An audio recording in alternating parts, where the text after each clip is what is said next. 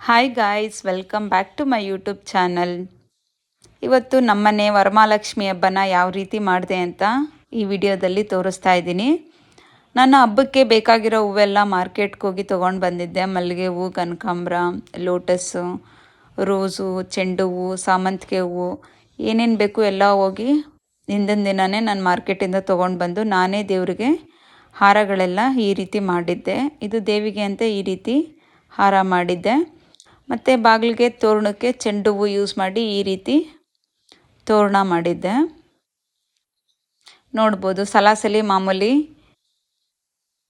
ಮಾವಿನ ಎಲೆಯಲ್ಲಿ ನಾರ್ಮಲಾಗೆ ತೋರಣ ಮಾಡ್ತಾಯಿದ್ದೆ. ಈ ರೀತಿ ಒಂದು ವಿಡಿಯೋ ನೋಡಿದ್ದೆ.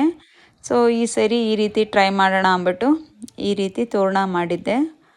ತುಂಬ ಚೆನ್ನಾಗಿ ಬಂದಿತ್ತು, ಚೆನ್ನಾಗಿ ಕಾಣಿಸ್ತಾ ಇತ್ತು.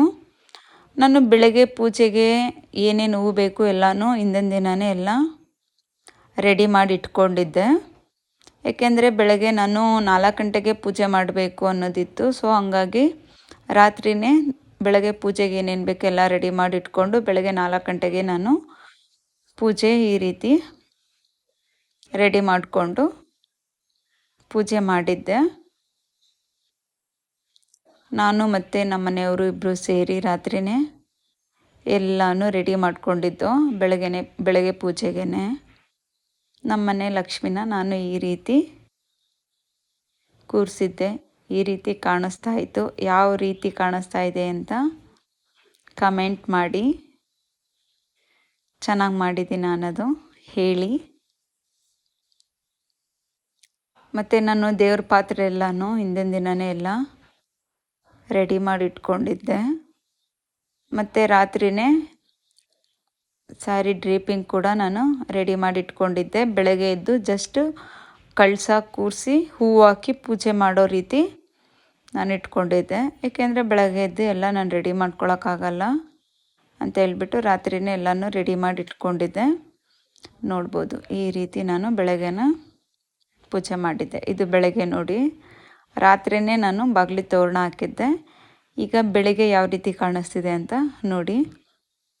ಬಾಗಿಲಿಗೆ ನಾನು ಸಿಂಪಲಾಗಿ ರಂಗೋಲಿ ಬಿಟ್ಟಿದ್ದೆ. ಏಕೆಂದರೆ ದೊಡ್ಡದಾಗಿ ಹಾಕಿದ್ರೆ ನನ್ನ ಮಗಳು ಓಡಾಡ್ತಾ ಇರ್ತಾಳೆ, ಎಲ್ಲನೂ ಅಳಿಸ್ತಾಳೆ. ಸೊ ತುಳ್ಕೊಂಡು ಮನೆಯೊಳಗೆಲ್ಲ ಓಡಾಡ್ತಾಳೆ ಅಂತ ಹೇಳ್ಬಿಟ್ಟು ನಾನು ಚಿಕ್ಕದಾಗಿ ರಂಗೋಲಿ ಬಿಟ್ಟಿದ್ದೆ. ಮತ್ತು ನಾನು ಬೆಳಗ್ಗೆ ಆಲ್ಮೋಸ್ಟ್ 6 ಅಷ್ಟರಲ್ಲೇ ಪೂಜೆ ಎಲ್ಲ ಆಗೋಗ್ಬಿಟ್ಟಿತ್ತು. ರಾಘವೇಂದ್ರ ಫೋಟೋಗೂ ಕೂಡ ನಾನು ದಿಂಡು ಥರ ಮಲ್ಲಿಗೆ ಹೂವಿನ ಹಾರ ಮಾಡಿದ್ದೆ. ಮತ್ತು ಇಲ್ಲಿ ಚಿಕ್ಕ ಚಿಕ್ಕ ಫೋಟೋಗಳಿದೆ, ಅದಕ್ಕೂ ಸ್ವಲ್ಪ ಮಲ್ಲಿಗೆ ಹೂವು ಹಾಕಿ ರೋಸ್ ಹಾಕಿ ಈ ರೀತಿ ಸಿಂಪಲಾಗಿ ಡೆಕೋರ್ ಮಾಡಿದ್ದೆ. ಮತ್ತು ಮಾರ್ಕೆಟಿಂದ ನಾನು ಈ ರೀತಿ ಡೆಕೋರೇಟಿವ್ ಒಂದು ಫ್ಲವರ್ ತೊಗೊಂಡು ಬಂದಿದ್ದೆ, ಒಂದು ಬಂಚು. ಅದನ್ನು ಕೂಡ ನಾನು ಈ ರೀತಿ ಸೈಡಲ್ಲಿ ಇಟ್ಟಿದ್ದೆ. ಅದು ಬಾಳೆ ದಿಂಡಂದು ಬರುತ್ತಲ್ಲ, ಕಬ್ಬಿಣದ್ದು, ಅದರೊಳಗಡೆ ಬಾಳೆ ದಿಂಡನ್ನು ಚುಚ್ಚಿ ಸುತ್ತ ಈ ಫ್ಲವರ್ನ ನಾನು ಇಟ್ಟಿದ್ದೆ. ಚೆನ್ನಾಗಿ ಕಾಣಿಸ್ತಾ ಇತ್ತು, ಪಿಂಕ್ ಕಲರು. ಫೋಟೋಗೆ ಎಲ್ಲ ತುಂಬ ಚೆನ್ನಾಗಿ ಕಾಣಿಸ್ತಾ ಇತ್ತು. ನೋಡ್ಬೋದು, ಈ ರೀತಿ ನಾನು ಸೈಡ್ಗಳಲ್ಲಿ ಇಟ್ಟಿದ್ದೆ. ಮತ್ತು ನಮ್ಮ ಮನೆ ತುಂಬ ನಾವು ಗ್ರ್ಯಾಂಡಾಗಿ ಏನು ಮಾಡಿಲ್ಲ, ಸಿಂಪಲಾಗೆ ನನಗೆ ಯಾವ ರೀತಿ ಬರುತ್ತೆ ಆ ರೀತಿ ಸಿಂಪಲಾಗಿ ಈ ರೀತಿ ವರಮಹಾಲಕ್ಷ್ಮಿ ನಾವು ಕೂರಿಸಿದ್ದು. ತುಂಬ ಚೆನ್ನಾಗಿ ಬಂದಿತ್ತು. ನೀವು ನೋಡಿ ಯಾವ ರೀತಿ ಬಂದಿದೆ ಅಂತ ಹೇಳಿ. ಚೆನ್ನಾಗಿದ್ದರೆ ಚೆನ್ನಾಗಿದೆ ಅಂತ ಹೇಳಿ. ಈ ರೀತಿ ನಮ್ಮನೆ ನಾವು ಬೆಳಗ್ಗೆನೇ ಪೂಜೆ ಮಾಡಿದ್ದು. ದೇವ್ರ ಮನೆಯಲ್ಲಿ ಸಿಂಪಲ್ಲಾಗಿ ದೇವ್ರಿಗೆ ಒಂದು ಮಲ್ಲಿಗೆ ದಿಂಡು ಹಾರ ಮಾಡಿದ್ದೆ. ಮತ್ತು ತೋರಣ ಈ ರೀತಿ ಚಿಕ್ಕದಾಗಿ ಅಲ್ಲಿ ಹಾಕೋಕ್ಕೆ ಜಾಗ ಇಲ್ಲ, ಸೊ ಹಾಗಾಗಿ ಸಿಂಪಲಾಗಿ ಹಾಕಿದ್ದೆ. ಮತ್ತು ಸ್ವಲ್ಪ ಫ್ರೂಟ್ಸ್ ಇಟ್ಟು ಹಾಗೆ ಪೂಜೆ ಮಾಡಿದ್ದೆ.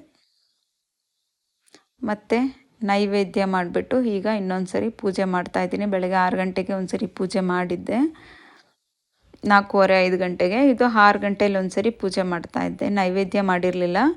ಫಸ್ಟು ದೇವಿ ಕೂರಿಸ್ಬಿಟ್ಟು ಹಾಗೆ ಒಂದು ಸರಿ ಪೂಜೆ ಮಾಡಿದ್ದೆ.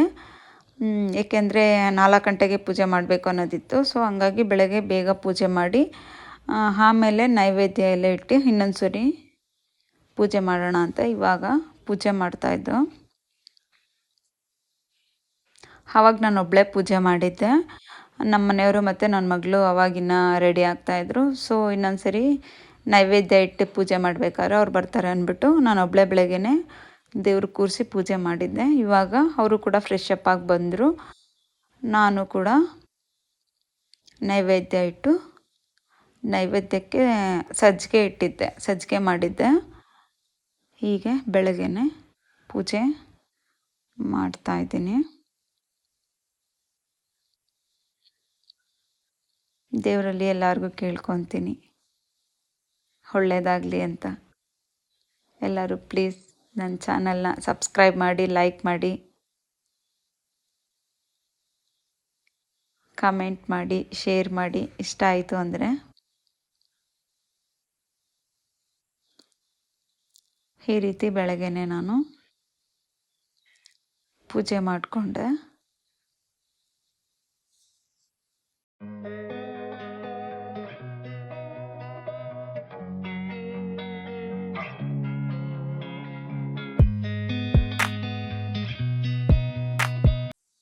ಪೂಜೆ ಎಲ್ಲ ಆಯಿತು. ಪೂಜೆ ಆದಮೇಲೆ ಈಗ ಒಬ್ಬಟ್ಟು ಮಾಡೋಣ ಅಂತ ಎಲ್ಲ ರೆಡಿ ಮಾಡಿದ್ದೆ. ಈಗ ಒಬ್ಬಟ್ಟಿಗೆ ಆಲ್ರೆಡಿ ದೇವ್ರಿಗೆ ಒಂದು ಒಬ್ಬಟ್ಟು ಮಾಡಿ ನೈವೇದ್ಯಕ್ಕೆ ಇಟ್ಟಿದ್ದೆ. ಈಗ ನಾವು ಊಟಕ್ಕೆ ಅಂತ ನಾನು ಒಬ್ಬಟ್ಟು ಬಿಸಿ ಬಿಸಿದ ಮಾಡ್ಕೊತಾ ಇದ್ದೀನಿ. ನಾನು ಬೆಳಗ್ಗೆ ಪೂಜೆ ಆದ ತಕ್ಷಣವೇ ಒಬ್ಬಟ್ಟಿಗೆ ಎಲ್ಲ ರೆಡಿ ಮಾಡಿ ಇಟ್ಕೊಂಡಿದ್ದೆ. ರೆಡಿ ಮಾಡಿ ಒಬ್ಬಟ್ಟೆಲ್ಲ ಆಮೇಲೆ ಊಟಕ್ಕೆ ಬಿಸಿ ಬಿಸಿದು ಮಾಡ್ಕೊಳ್ಳೋಣ ಅಂತ ಹೇಳ್ಬಿಟ್ಟು ನೈವೇದ್ಯಕ್ಕೆ ಮಾತ್ರ ಒಂದು ಒಬ್ಬಟ್ಟು ಮಾಡ್ಕೊಂಡಿದ್ದೆ. ಮತ್ತು ನಾನು ಅನ್ನ ಸಾಂಬಾರೆಲ್ಲ ರೆಡಿ ಮಾಡಿದ್ದೆ. ಪೂಜೆ ಎಲ್ಲ ಆದಮೇಲೆ ಒಬ್ಬಟ್ಟು ತಟ್ಟಿ ಈಗ ಊಟ ಮಾಡೋದಷ್ಟೇ.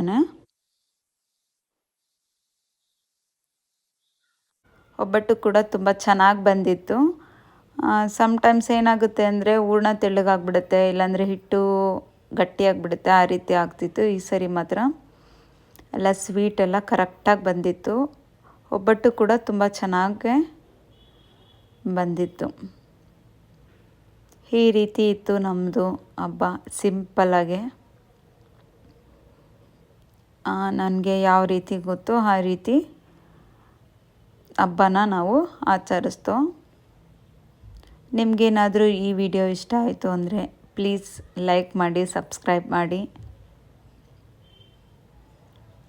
ನೆಕ್ಸ್ಟು ಇದೇ ರೀತಿ ವಿಡಿಯೋ ಮಾಡ್ತಾ ಇರ್ತೀನಿ.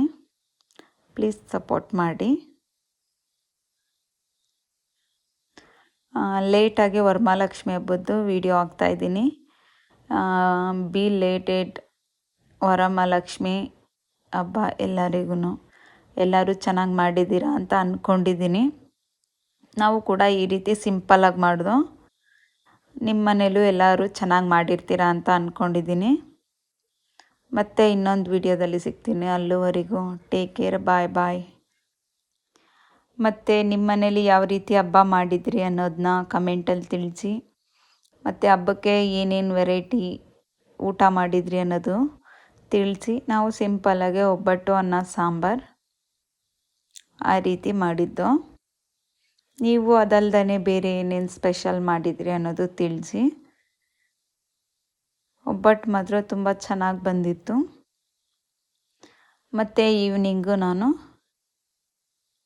ಅರ್ಶಿನ ಕುಂಕುಮಕ್ಕೆ ಎಲ್ಲರನ್ನೂ ಕರೆದೆ. ಅದೆಲ್ಲ ನಾನು ಡೀಟೇಲಾಗಿ ವಿಡಿಯೋ ಮಾಡಿಲ್ಲ. ಮತ್ತು ಅಲಂಕಾರ ಮಾಡಿದ್ದೆಲ್ಲ ನಾನು ಡೀಟೇಲಾಗಿ ವಿಡಿಯೋ ಮಾಡಿಲ್ಲ. ಏಕೆಂದರೆ ನಾನೇ ಕೆಲಸ ಮಾಡ್ತಾ ವಿಡಿಯೋ ಮಾಡೋದು ಸ್ವಲ್ಪ ಕಷ್ಟ ಆಗುತ್ತೆ. ಎಷ್ಟಾಗುತ್ತೆ ಅಷ್ಟು ವಿಡಿಯೋನ ಮಾಡಿದ್ದೀನಿ. ಓಪ್ಸ್ ನಿಮಗೆಲ್ಲರಿಗೂ ವಿಡಿಯೋ ಇಷ್ಟ ಆಗುತ್ತೆ ಅಂತ ಅಂದ್ಕೊಂಡಿದ್ದೀನಿ. ಮತ್ತು ನನಗೆ ಒಬ್ಬಟ್ಟು ಮಾಡಿದಾಗ ಈ ರೀತಿ ಬಿಸಿ ಬಿಸಿ ಒಬ್ಬಟ್ಟಿಗೆ ತುಪ್ಪ ಹಾಕ್ಕೊಂಡು, ಹಾಲು ಹಾಕ್ಕೊಂಡು ಕಲ್ಸ್ಕೊಂಡು ತಿನ್ನೋದಂದರೆ ನಂಗೆ ತುಂಬ ಇಷ್ಟ. ಒಂದಾದರೂ ನಾನು ಈ ರೀತಿ ತಿಂದೇ ತಿಂತೀನಿ. ಆ ಥರ ತಿಂದರೆ ಏನೋ ಒಂಥರ ನೆಮ್ಮದಿ. ಒಬ್ಬಟ್ಟು ಮಾಡಿ ತಿಂದಷ್ಟು ಫೀಲ್ ಆಗಬೇಕು ಅಂತ ಅಂದರೆ ಈ ರೀತಿ ಹಾಲು ಹಾಕ್ಕೊಂಡು ತಿಂದ್ರೇ ನನಗೆ ಫೀಲ್ ಆಗೋದು. ಸೊ ಯಾರೆಲ್ಲ ಈ ರೀತಿ ನನ್ನ ಥರ ತಿಂತೀರಾ ಕಮೆಂಟ್ ಮಾಡಿ. ಯಾರಿಗೆಲ್ಲ ಈ ರೀತಿ ಇಷ್ಟ ಆಗುತ್ತೆ ಅಂತ. ಆಲ್ಮೋಸ್ಟ್ ನಮ್ಮ ಮನೆ ಎಲ್ಲ ಇದೇ ರೀತಿ ತಿನ್ನೋದು. ಈ ರೀತಿ ಎಲ್ಲರಿಗೂ ಇಷ್ಟ ಆಗುತ್ತೆ. ನನಗೂ ಕೂಡ ಈ ರೀತಿ ಅಟ್ಲೀಸ್ಟ್ ಸಲಾಸಲಿ ಅಲ್ಲ ಅಂದ್ರೂ ಹೊಸ್ದಾಗಿ ಬಿಸಿ ಬಿಸಿಯಾಗಿ ಮಾಡಿದಾಗ ಈ ರೀತಿ ಬಿಸಿಯಾಗಿ ಹಾಲಿಗೆ ಒಬ್ಬಟ್ಟು ಹಾಕ್ಕೊಂಡು ತಿಂತೀನಿ. ಅದಾದಮೇಲೆ ಏನಾದರೂ ಒಬ್ಬಟ್ಟು ನೆಕ್ಸ್ಟ್ ಡೇಗೆ ತಿನ್ನಬೇಕು ಅಂದರೆ ತುಪ್ಪ ಆ ರೀತಿಲಿ ತಿಂತೀನಿ. ಬಟ್ ನಾನು ಮಾಡಿದಾಗ ಈ ರೀತಿ ಒಂದಂತೂ ಕಂಪಲ್ಸರಿ ಈ ರೀತಿ ಹಾಲಲ್ಲಿ ತಿಂದೇ ತಿಂತೀನಿ. ಹಾಲಲ್ಲಿ ತಿಂದ್ರೇ ನನಗೆ ಒಬ್ಬಟ್ಟು ತಿಂದಷ್ಟು ತೃಪ್ತಿ ಅನಿಸೋದು. ಓಕೆ ಗಾಯ್ಸ್, ಈ ವಿಡಿಯೋ ನಿಮ್ಗೆ ಇಷ್ಟ ಆಯಿತು ಅಂದರೆ ಪ್ಲೀಸ್ ಲೈಕ್, ಶೇರ್, ಕಮೆಂಟ್ ಮಾಡಿ. ಟೇಕ್ ಕೇರ್, ಬಾಯ್ ಬಾಯ್.